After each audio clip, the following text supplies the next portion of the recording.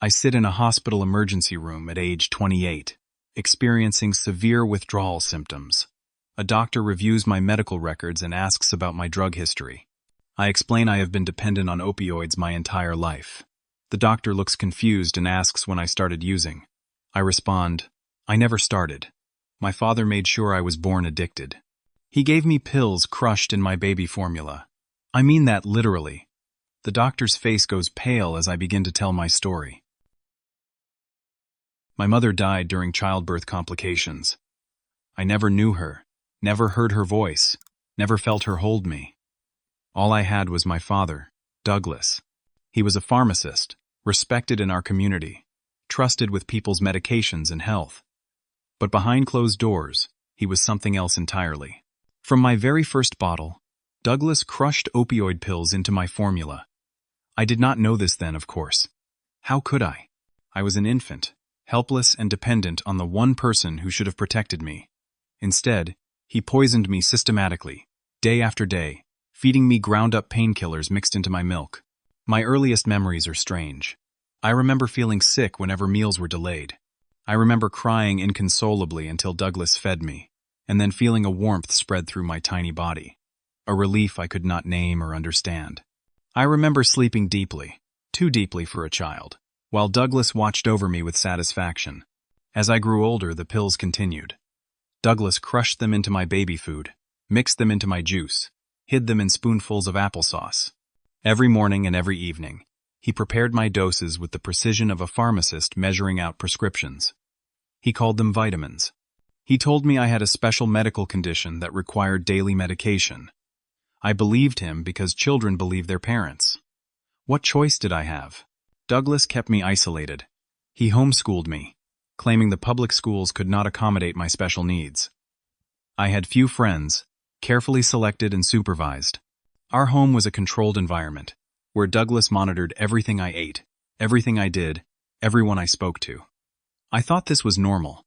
I thought every child took special vitamins twice a day. I thought every child felt sick and shaky when their medication was late. The sickness came in waves. If Douglas was delayed at work, if dinner ran late, if he forgot to pack my pills for a day trip, I would begin to feel wrong. My skin would crawl. My stomach would twist. Sweat would pour down my face even in air conditioning. My hands would shake so badly I could not hold a pencil. And then Douglas would arrive with my medication, and within an hour, the world would settle again.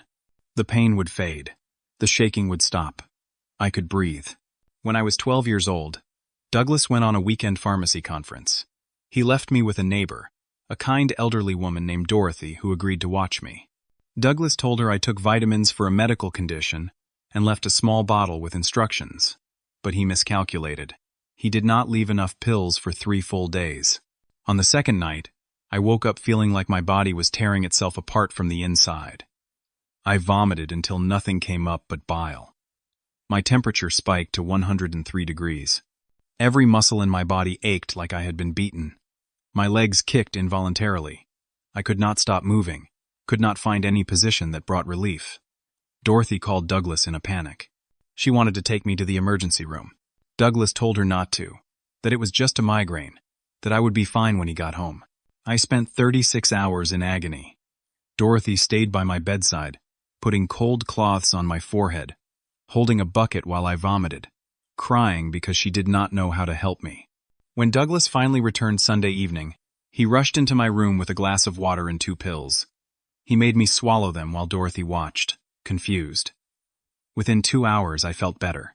Within 4 hours, I was sitting up, eating soup, acting like nothing had happened. Dorothy asked Douglas what kind of vitamins could cause such a terrible reaction if missed. Douglas told her I had a rare metabolic disorder, and the medication prevented seizures. She believed him. Everyone believed him. He was a pharmacist. He had credentials. He spoke with authority. Who would suspect a father of deliberately poisoning his own son? But I started to suspect. I was 12 years old enough to research online, old enough to ask questions. Why did my vitamins look different every few months? Why did they have markings and numbers on them? Why did missing them make me so violently ill? I waited until I was 16. Douglas had gotten careless, confident in his control over me. He left me alone more often. trusting that I was too dependent to rebel. One afternoon while he worked late, I searched his bathroom. I found prescription bottles in the cabinet. Dozens of them, all with my name on them. OxyContin, hydrocodone, morphine, fentanyl patches, all prescribed to Jean Morrison, filled at various pharmacies across 3 counties. I took one bottle and went to my computer. I searched OxyContin and found pages of information about opioid addiction, about physical dependence, about withdrawal symptoms that matched exactly what I had experienced that terrible weekend when I was 12. My hands shook as I read. My stomach turned. Everything clicked into place. The special vitamins, the medical condition, the sickness. When I missed doses, I was not sick. I was addicted. My father had been feeding me narcotics my entire life. That evening, when Douglas came home from work, I confronted him. I put the pill bottle on the kitchen table between us. I asked him what they were. I asked him why he had been giving them to me. I asked him how long he planned to keep doing this. Douglas looked at the bottle, then at me. He did not deny it. He did not make excuses. He sat down across from me and spoke calmly, like we were discussing the weather. He told me my mother had wanted to leave him before she died.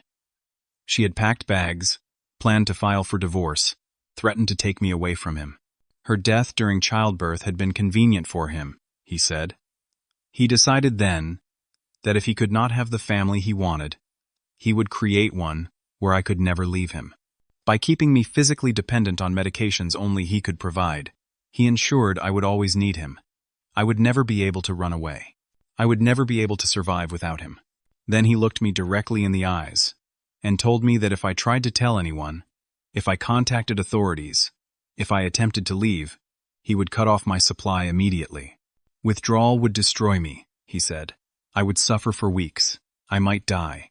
Even if I survived, I would be hospitalized, investigated, possibly charged with drug possession. Who would believe that my father, a respected pharmacist, had deliberately addicted me? I was 16 with no proof, no witnesses, no evidence except my own claims.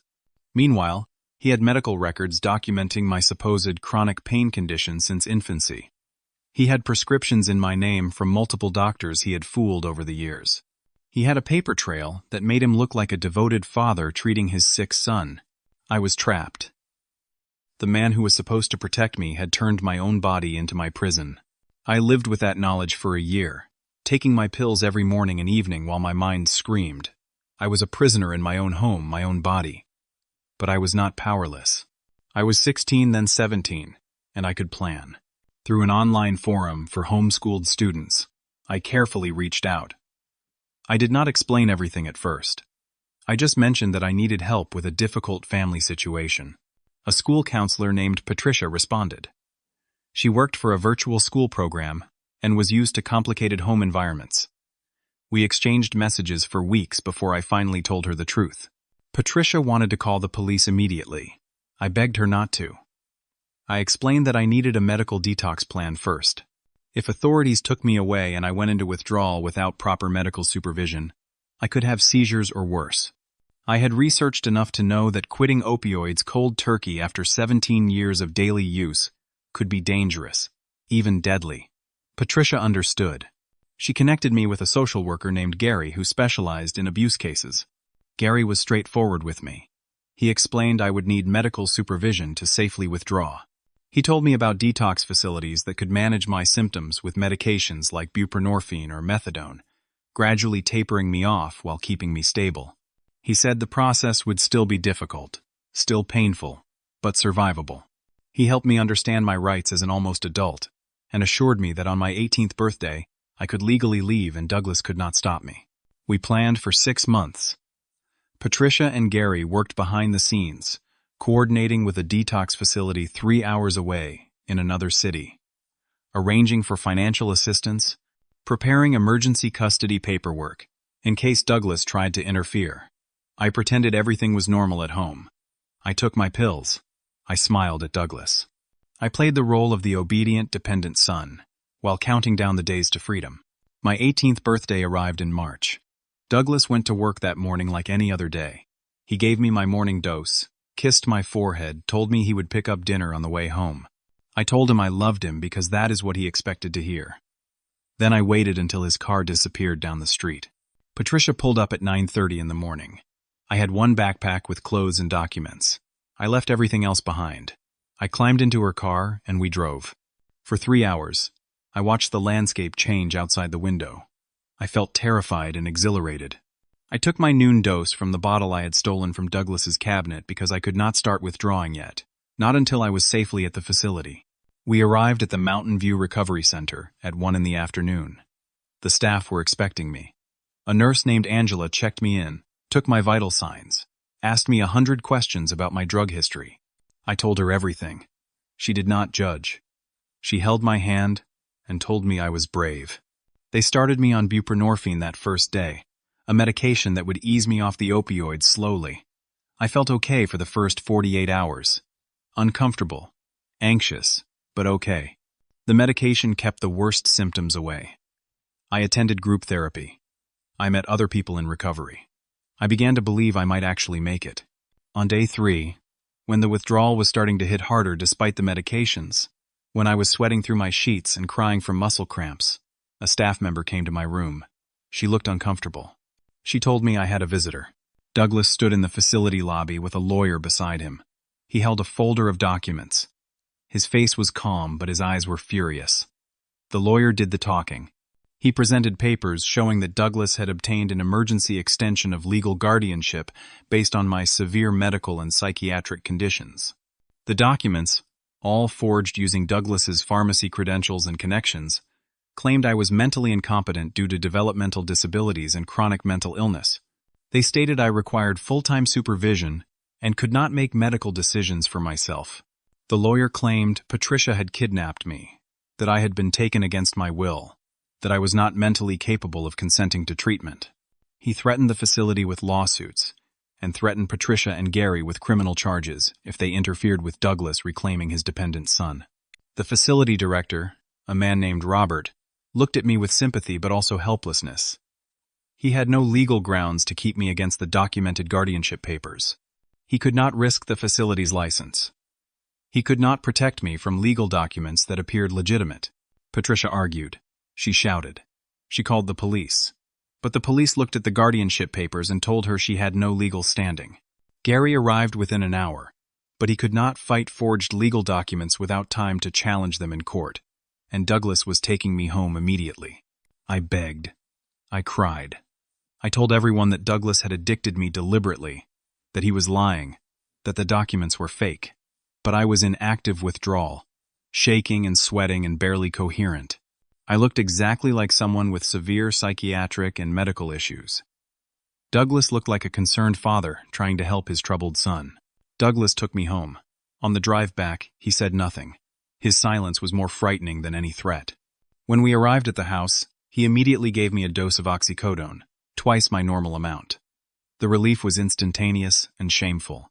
My body betrayed me, flooding with gratitude for the poison it craved. Douglas did not yell. He did not punish me with violence. He punished me with chemistry. He increased my doses immediately, raising the amount of opioids he gave me each day until I was too sedated to think clearly. I spent my days in a fog, sleeping 16 hours out of 24, barely able to stay awake long enough to eat. When I did wake, everything felt distant and muffled, like I was underwater. 3 weeks after bringing me home, Douglas told me we were moving. He had accepted a pharmacy position in a small town in rural Montana, hours from any city. He packed our belongings while I sat on the couch, too drugged to help or protest. We left everything I knew behind. The Montana town was called Everett, population 3,200. Douglas bought a small house on the edge of town, isolated on 5 acres with no close neighbors.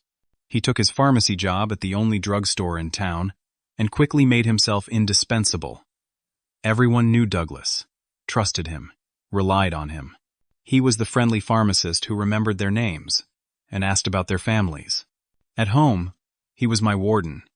He removed my phone. He disconnected the internet except for his own password-protected laptop. He installed locks on the outside of my bedroom door. He measured out my pills with increasing precision, keeping me in a permanent state of heavy sedation. I lost 2 years in that fog. I remember those months only in fragments. I remember staring at walls for hours. I remember Douglas feeding me because I was too drowsy to feed myself. I remember sleeping through entire days. I remember feeling like I was disappearing, like I was becoming less than human. But Douglas made a mistake. At the end of those 2 years, when I was 20 years old, he started to worry about money. The doses he was giving me were expensive, even with his pharmacy access.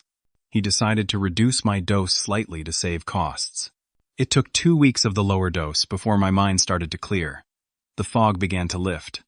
I slept 12 hours instead of 16. I could think in complete sentences. I could stay awake through meals. Douglas did not notice at first. By the time he realized his mistake, I had already started exploring the house when he was at work. I found documents in his home office.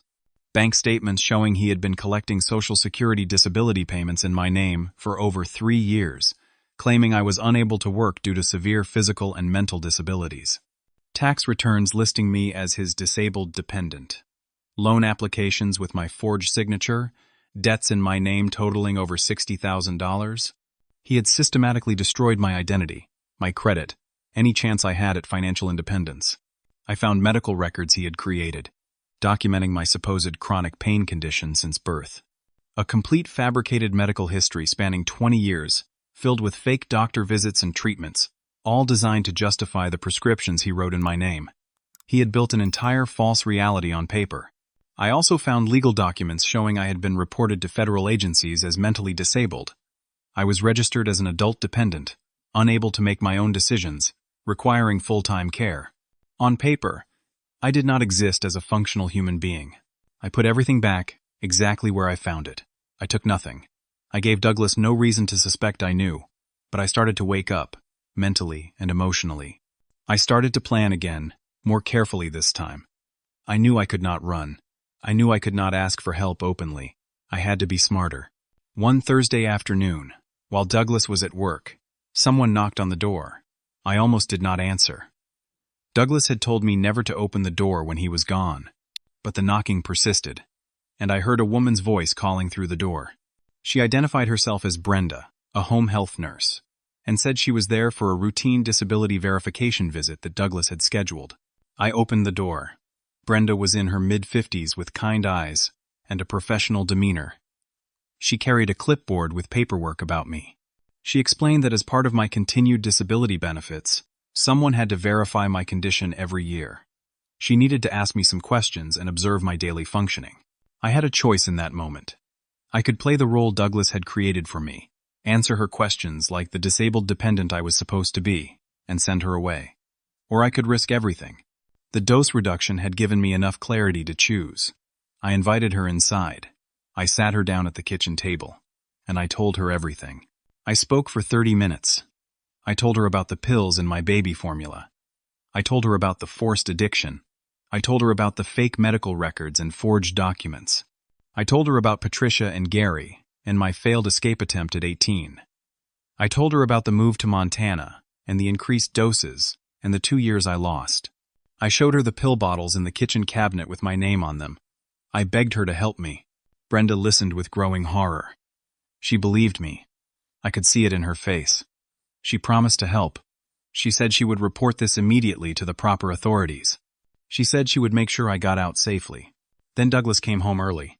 He walked through the front door at 3 in the afternoon instead of his usual 6.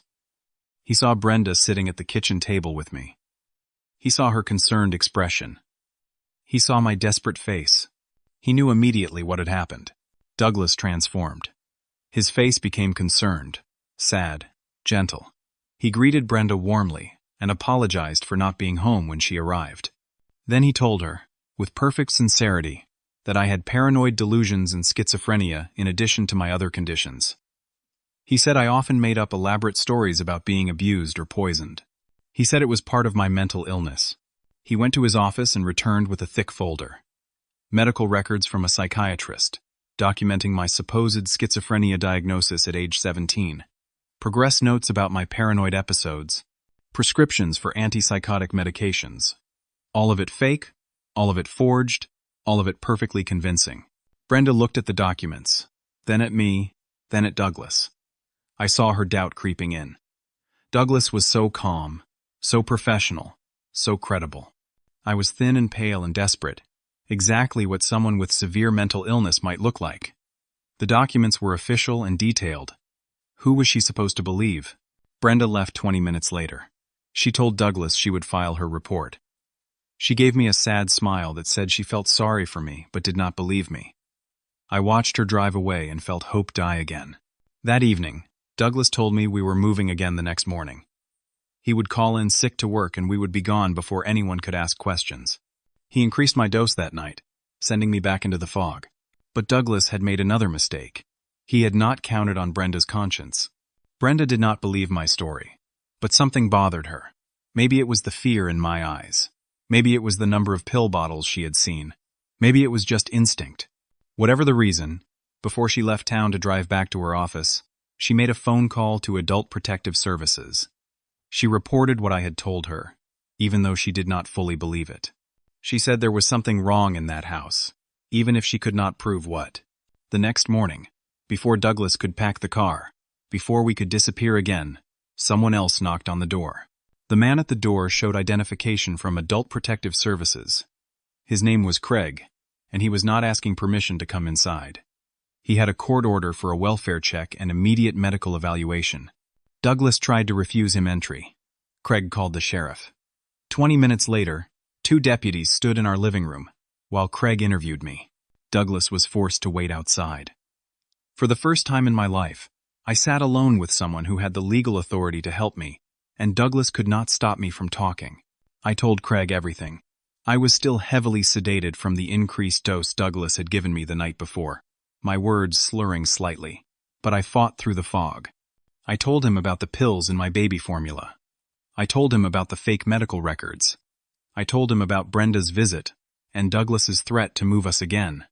I told him about the forged guardianship papers and the disability fraud. I gave him details, dates, names of the medications. Craig listened and took notes. He asked specific questions. He did not dismiss me or doubt me. When I finished, he made phone calls.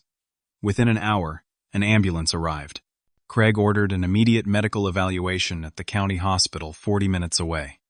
Douglas could not refuse without looking guilty.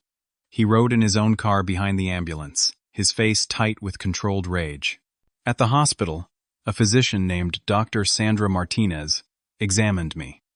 She ordered comprehensive blood tests. The results came back 3 hours later showing massive amounts of opioids in my system, levels consistent with heavy chronic use. The hospital staff began emergency medical detox protocols under Dr. Martinez's supervision. Douglas tried to interfere. He claimed he had prescriptions for all my medications, that I was under legitimate medical treatment for chronic pain. Dr. Martinez asked him to provide documentation of my pain condition. Douglas gave her the fabricated medical records he had created. Dr. Martinez reviewed them and found inconsistencies. She called the physicians listed in the records. 2 of them had retired years ago. 1 had never practiced in Montana. Another had no record of ever treating me. Craig interviewed Douglas separately. Douglas maintained his story, insisting everything was legal and proper, but cracks were appearing in his facade. Craig had already pulled my Social Security records and found the disability payments. He had pulled credit reports and found the loans in my name. He had contacted the Montana State Board of Pharmacy to investigate Douglas's prescription records.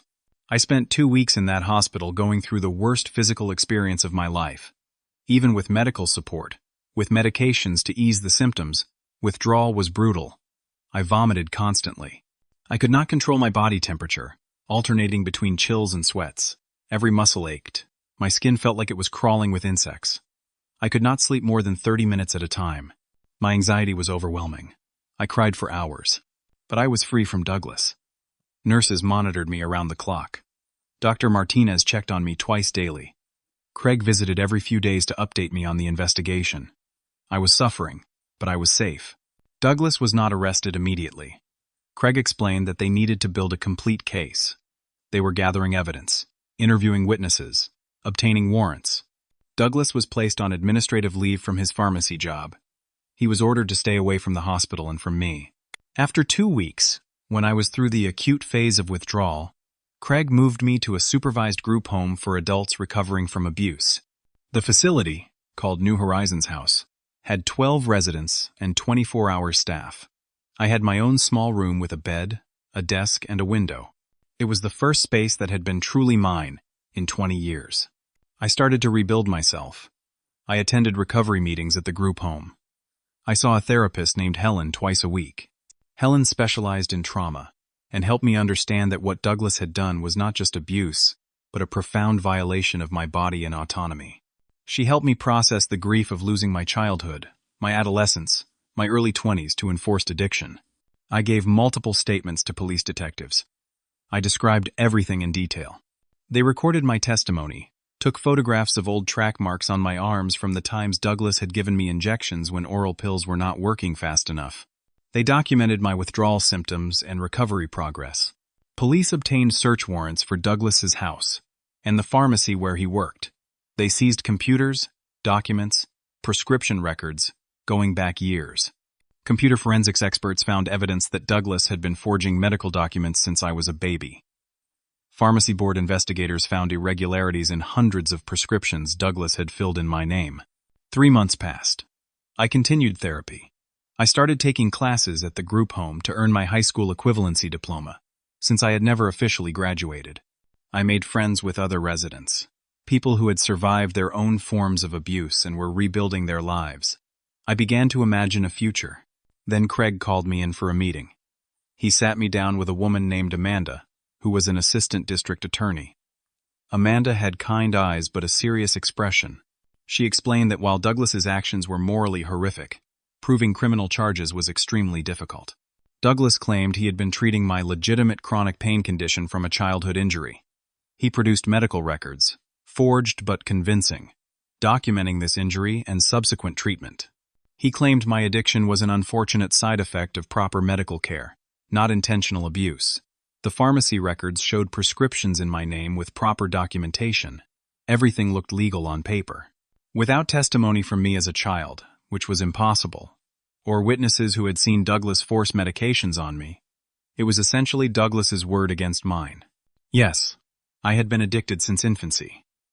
But Douglas argued this was because of necessary medical treatment, not deliberate poisoning. Amanda said they could definitely prosecute him for the disability fraud and the forged loans in my name. Those crimes had clear evidence.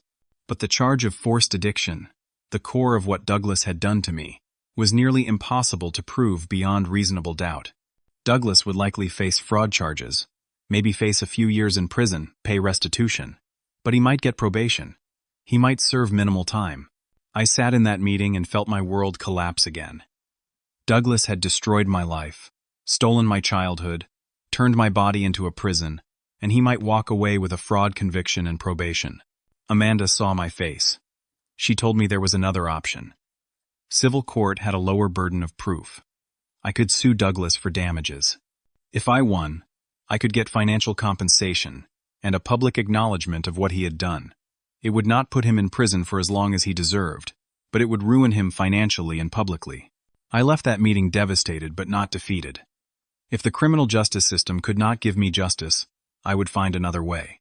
I refused to give up. If I could not rely on criminal prosecution alone, I would build my own case against Douglas and destroy him through every legal avenue available. I moved out of the group home after 4 months and into a sober living apartment. I needed independence. I needed to prove to myself that I could survive on my own. The apartment was small, just a studio with a kitchenette and bathroom, but it was mine. I paid rent with temporary disability payments and food stamps while I looked for work. I got a job at a grocery store called Mountain Market, stocking shelves overnight. The work was physical and repetitive, but I did not mind. I liked the solitude of working while the store was closed. I liked the simplicity of knowing exactly what I needed to do. I liked earning money honestly, money that was truly mine. During my days, I became an investigator. I started systematically collecting evidence against Douglas. I requested my complete medical records from every doctor's office and hospital I could remember visiting. Most of them had no records of me at all. The few that did have records showed only brief visits with vague notes, clearly fabricated entries Douglas had somehow inserted into their systems. I tracked down our old pediatrician from when I was very young, before Douglas started homeschooling me. The office was still open, run by the original doctor's daughter after his retirement. She searched their archives and found nothing documenting any childhood injury or chronic pain condition. She provided me with a notarized letter stating that their records showed I had been a healthy child with no ongoing medical issues.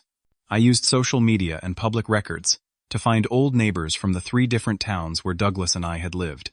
I reached out to them through messages and phone calls. I explained that I was gathering information about my childhood for a legal case, and asked if they remembered anything unusual. Several neighbors responded. A woman named Deborah, from our first house, remembered that I had been an unusually quiet and drowsy child. A man named Frank from our second house remembered Douglas being overprotective and refusing to let me play with other children.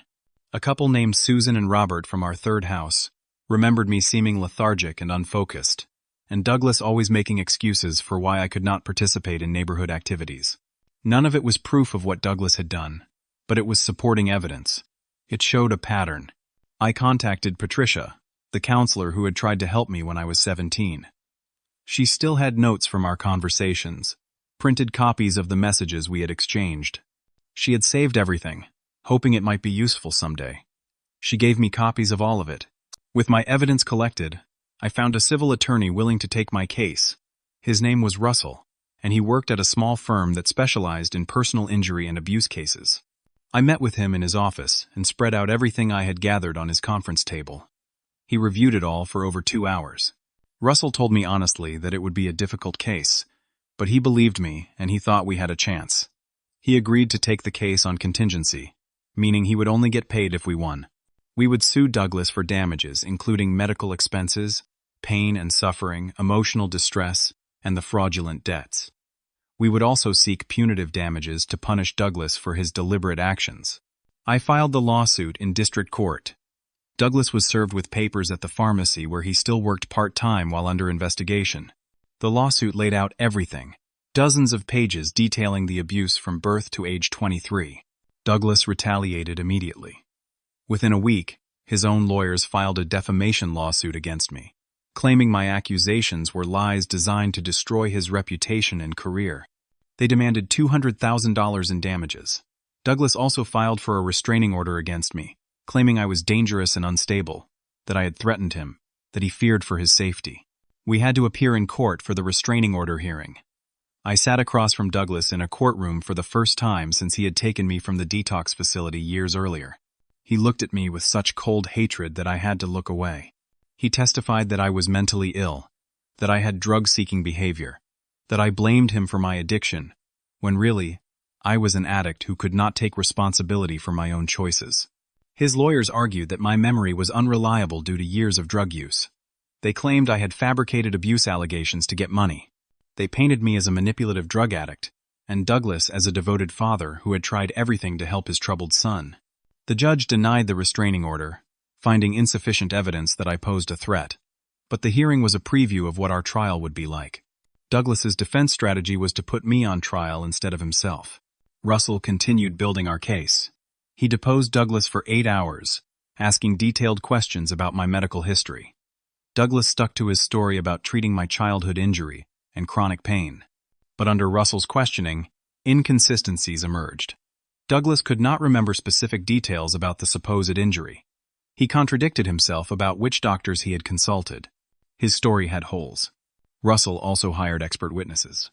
A pediatrician reviewed my fabricated medical records and identified multiple red flags, suggesting forgery. A pharmacist expert examined Douglas's prescription records and found suspicious patterns. A psychologist specializing in trauma evaluated me and concluded that my symptoms were consistent with prolonged abuse and forced addiction, not voluntary drug use. We were preparing for trial when Russell made a breakthrough discovery. He found records of Douglas's previous marriage, before he married my mother. Douglas had been married to a woman named Linda, and they had a daughter named Carol. Carol had died at age 14 from a drug overdose 20 years ago. The official cause of death was accidental poisoning from prescription medications. Linda and Douglas had divorced shortly after Carol's death. Russell tracked down Linda, who now lived in Florida. He flew down to interview her in person. She agreed to talk.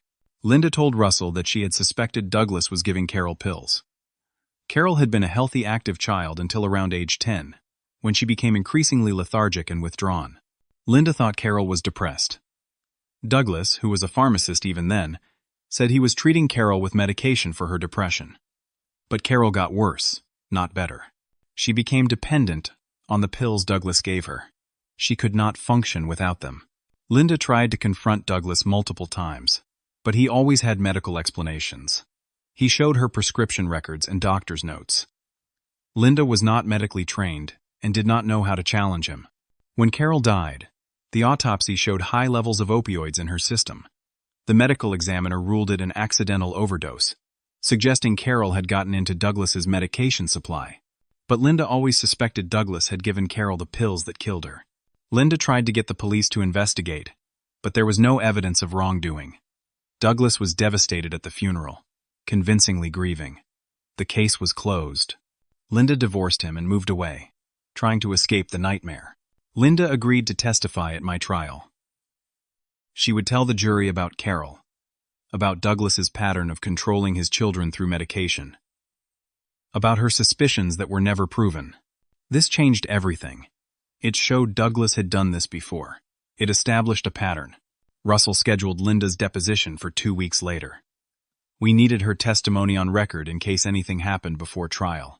The deposition would be at Russell's office, with Douglas and his lawyers present. But the night before Linda was scheduled to give her deposition, Douglas found out she had been contacted.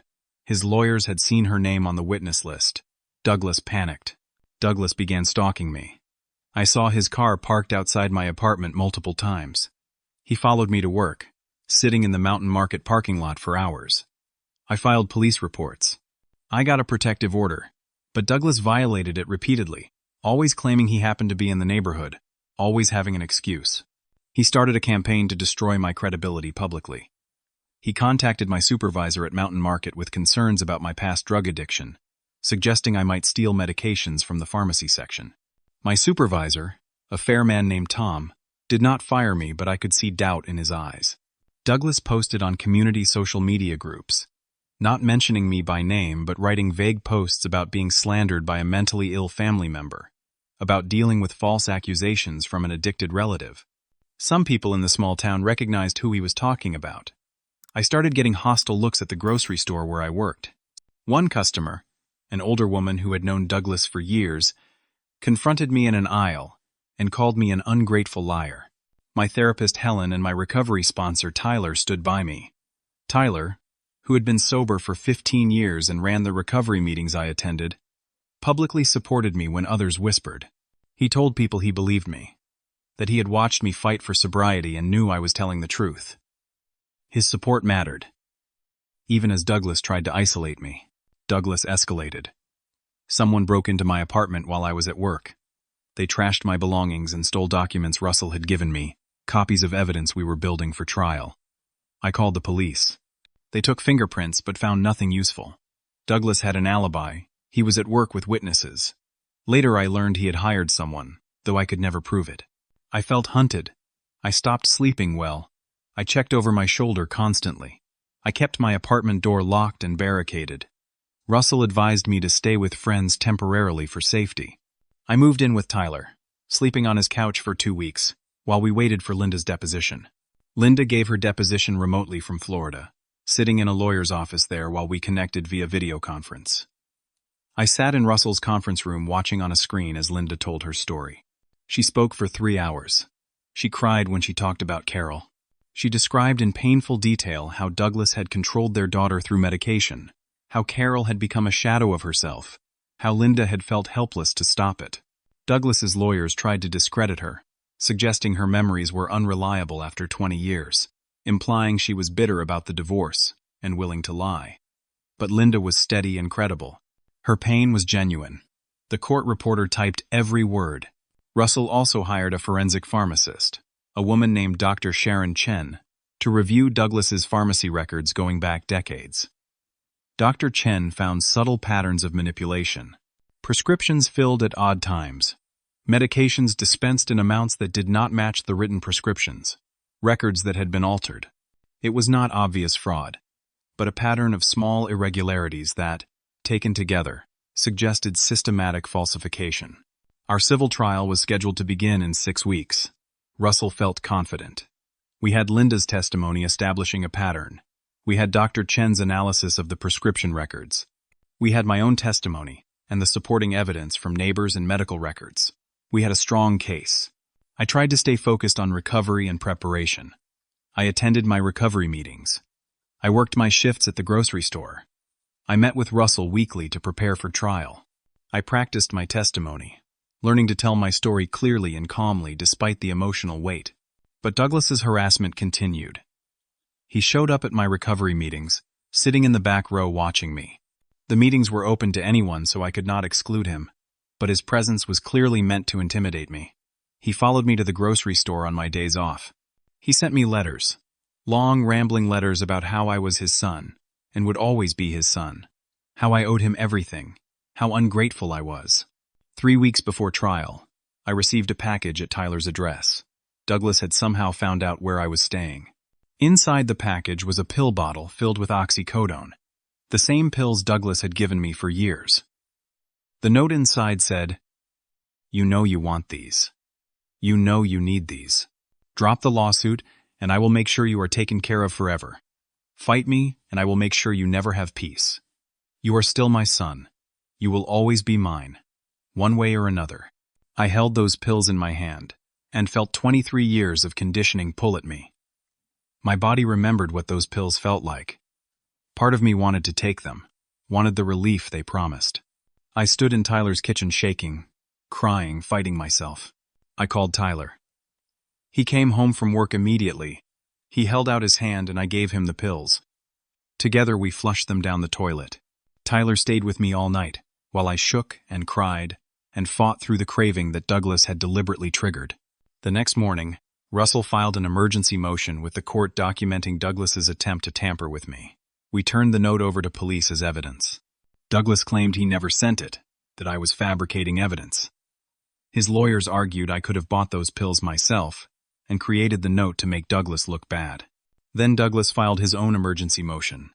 He claimed I had contacted him begging for drugs, that he had refused, and that I was now retaliating with false accusations. He submitted audio evidence, a recording of someone who sounded like me calling and pleading for pills, offering to drop the lawsuit in exchange for medication. I had never made that call. The recording was fake, but it sounded convincingly like my voice. Douglas had used artificial intelligence to generate it. The technology was good enough to fool most people. The judge scheduled an emergency hearing for 48 hours later to determine if the case should proceed or if I should be sanctioned for false allegations. Russell scrambled to prepare. He contacted a digital forensics expert named James, who specialized in detecting AI-generated content. James analyzed the audio file and found digital artifacts proving it was artificially created, not a genuine recording. He prepared a detailed report showing exactly how the audio had been manipulated. Russell filed the report with the court. At the emergency hearing, James testified about the fake audio. He played the recording and pointed out the subtle inconsistencies, the digital signatures that revealed it as AI-generated. The judge was furious. She sanctioned Douglas for submitting fraudulent evidence. She found that Douglas had violated the protective order by sending me the pills. She ordered Douglas arrested immediately for evidence tampering and criminal contempt. Deputies took Douglas into custody right there in the courtroom. He was held without bail because the judge found he posed a danger to me. Douglas shouted as they led him away, promising this was not over, threatening that I would pay for what I had done to him. With Douglas in jail, our civil trial proceeded as scheduled. The civil trial began on a cold Monday morning in November. I walked into the courthouse with Russell beside me, knowing this was my chance to finally be heard. The jury was 12 people, men and women ranging from their 20s to their 70s. They looked at me with curiosity as I sat at the plaintiff's table. They looked at Douglas, wearing an orange jail uniform and handcuffs, with obvious judgment. The judge had ruled Douglas would appear in custody for his own violations, not because of my allegations, but the optics helped my case. Russell gave the opening statement. He spoke for 30 minutes, laying out the entire story from my birth to the present. He described a father who deliberately addicted his infant son to ensure lifelong control. He described decades of systematic abuse disguised as medical care. He described a pattern of behavior, established by Douglas's first daughter Carol, continuing with me. He asked the jury to hold Douglas accountable. Douglas's attorney, a man named Richard, gave his opening statement, arguing that Douglas was a devoted father who had tried his best to treat my legitimate medical conditions. He claimed I was a troubled addict looking for someone to blame, and a large payout. He painted Douglas as a victim of false accusations from an ungrateful son. Then the testimony began. I was the first witness. I sat in the witness box for 4 hours over 2 days. Russell asked me to tell my story chronologically. I described my earliest memories of feeling sick when pills were delayed. I described the withdrawal at age 12. I described finding the prescription bottles at 16 and confronting Douglas. I described the failed escape attempt and Douglas taking me back. I described the 2 years in Montana, where I was kept heavily sedated. I described finally getting free and fighting my way to sobriety. Douglas's attorney cross-examined me aggressively. He questioned my memory. He pointed out that I had been using drugs for years, suggesting my brain was damaged and unreliable. He asked why I had not sought help earlier. He implied I was lying for money. But I stayed calm. I answered every question honestly. I did not get defensive or angry. I just told the truth. Linda testified next. She flew in from Florida, specifically for the trial. She told the jury about Carol, about watching her daughter deteriorate under Douglas's care, about suspecting something was wrong but not being able to prove it. She cried on the stand when she described finding Carol dead. She looked at Douglas and said, "You did this to both of them. You killed my daughter, and you tried to destroy Jean." Douglas's attorney tried to discredit Linda, suggesting she was bitter and biased. But Linda held firm. She provided medical records from Carol's childhood, showing a healthy girl who became sick only after Douglas started medicating her. She provided her own journal entries from 20 years ago, documenting her concerns. Patricia testified about my initial contact with her when I was 17, about helping me plan my escape, about witnessing Douglas take me back with forged guardianship papers. Gary, the social worker, testified about the same events. Brenda, the home health nurse, testified about her visit to our Montana house and my desperate plea for help. Craig from Adult Protective Services testified about the investigation, about finding me heavily sedated and arranging my hospitalization. Dr. Martinez testified about my medical detox and the dangerously high levels of opioids in my system. My therapist Helen testified about the trauma symptoms I exhibited, consistent with prolonged abuse. Dr. Chen, the forensic pharmacist, testified about the irregularities in Douglas's prescription records. She showed the jury charts and graphs, demonstrating patterns of falsification. She explained how Douglas had systematically manipulated pharmacy systems to cover his actions. The pediatrician who reviewed my medical records testified that my supposed childhood injury and chronic pain condition appeared to be completely fabricated. She pointed out inconsistencies and impossibilities in the documentation. The trial lasted 2 weeks. Finally, it was Douglas's turn to testify in his own defense. Douglas took the stand wearing his jail uniform. He testified for an entire day. He maintained his story that he had treated my legitimate medical conditions to the best of his ability. He claimed everything was documented and proper. He said I was an addict who refused to take responsibility for my own choices. Russell cross-examined Douglas for 3 hours. He asked detailed questions about my supposed childhood injury. Douglas could not keep his story straight. He contradicted himself multiple times. He became defensive and angry. When Russell asked him about Carol, Douglas insisted his first daughter's death was tragic but unrelated. When Russell asked why he had sent me pills and created fake audio recordings, Douglas claimed he was being framed. The jury watched Douglas carefully. I could see them evaluating him, judging him. He looked exactly like what he was, a controlling man who could not tolerate losing power. Closing arguments were powerful. Russell summarized all the evidence, connecting every piece to show a complete pattern of deliberate abuse spanning 23 years. He asked the jury to award me $850,000 to cover medical expenses, lost wages, emotional damages, and punitive damages. Richard, Douglas's attorney, argued that I had not met my burden of proof, that the evidence was circumstantial, that Douglas deserved the benefit of the doubt. But his argument felt weak after 2 weeks of testimony. The jury deliberated for 6 hours. When they returned, the judge asked for their verdict. Guilty. The jury found Douglas liable for intentional infliction of emotional distress, assault, fraud, and false imprisonment. They awarded me exactly what Russell had requested, $850,000. I sat at the plaintiff's table and wept. Russell put his hand on my shoulder. Linda, sitting in the gallery behind me, cried too. Douglas sat motionless, his face expressionless. But we were not done. The civil verdict triggered new criminal charges. The district attorney, having watched the trial and seen all the evidence presented, refiled criminal charges with additional counts based on what had been revealed.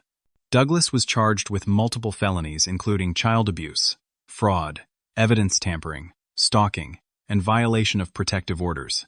Facing overwhelming evidence and the prospect of decades in prison if convicted at trial, Douglas's criminal attorney advised him to accept a plea deal. Douglas pleaded guilty to 5 felony counts. He was sentenced to 15 years in state prison, with no possibility of early parole. I stood in the criminal courtroom as the judge read the sentence. Douglas was led away in handcuffs by corrections officers. He looked back at me one final time. I did not look away. I met his eyes, and I did not flinch. He had controlled me for 23 years. He would never control me again. Outside the courthouse, reporters asked me how I felt. I thought about the question. How did I feel? I told them, I spent 23 years as my father's prisoner. Today I became free. 6 months have passed since the sentencing. I am now 24 years old and 2 years sober. I used part of the settlement money to go back to school. I am taking classes at the community college, studying to become a counselor. I want to help other people who have survived abuse. I also started a foundation called Carol's Light, named after Douglas's first daughter. The foundation provides resources and support for children of addicted or abusive parents. We help families identify abuse disguised as medical care. We fund legal assistance for people trying to escape controlling situations. We support recovery programs for people healing from forced addiction. Linda has become like a mother to me. We talk on the phone every week. She visits several times a year. She tells me stories about Carol, keeping her daughter's memory alive. We support each other through the ongoing process of healing. I speak at addiction recovery events, sharing my story. I tell people that recovery is not just about getting clean from drugs. It is about reclaiming yourself. It is about refusing to let someone else write your ending. I was born into addiction without any choice. But every day I stay sober is a choice I make freely. And that freedom is something my father can never touch again. I am not what was done to me. I am what I chose to become. My name is Gene, and I survived. More than that, I won. Not just in court, but in life. I took back my body, my mind, my future. I broke the chains my father spent 23 years forging, and now I use my freedom to help others break theirs. The scars remain. I still have nightmares sometimes. I still feel the pull of addiction in vulnerable moments. Recovery is not a destination, but a daily practice. Some days are harder than others. But I wake up every morning in my own apartment, make my own choices, live my own life. That alone is victory. Douglas sits in prison. He will be there for many years. I do not visit him. I do not write to him. I owe him nothing. People sometimes ask if I have forgiven him. I tell them forgiveness is not something I worry about. What matters is that I survived him. What matters is that I built a life he cannot touch. I think about other children who might be suffering what I suffered. I think about families where abuse hides behind medical care. I think about all the ways people can be imprisoned by those who claim to love them. That is why I speak out. That is why I fight. That is why Carol's Light exists. Because no one should suffer what Carol and I suffered. Because every person deserves freedom. My father forced me to become a drug addict from the moment I was born. But I forced myself to become free. And that makes all the difference. So I want to ask you something. Have you ever had to fight against someone who was supposed to protect you? Have you ever had to choose between safety and freedom? How did you find the strength to keep going? Share your thoughts in the comments. Your story might help someone else who is struggling. If this story moved you, please consider liking this video and subscribing to support more stories about survival and justice. Share this with someone who needs to hear it. You never know who might be fighting their own battle in silence. Thank you for listening to my story. Thank you for bearing witness to my pain and my victory. Thank you for being part of my journey from prisoner to survivor to thriver. I wish you strength in your own battles, freedom in your own life, and hope in your own heart. Remember, you are not what was done to you. You are what you choose to become. Take care of yourselves. Stay strong. Keep fighting. And never forget that you deserve freedom.